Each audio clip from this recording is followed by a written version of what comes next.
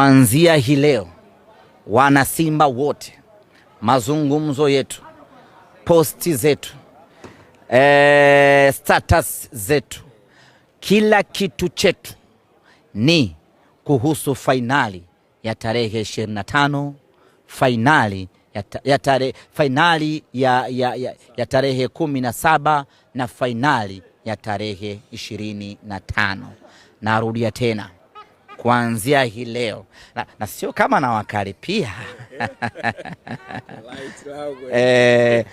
na waomba wana Simba, hayo mengine tuwaachie hao wengine, ndio muda wao sasa. Sisi tujikite na jambo ambalo liko mbele yetu, tarehe 17 na tarehe 25. Tuhakikishe tunazungumza, tunalala, tuna posti, tuna chochote kinachohusiana na mawasiliano.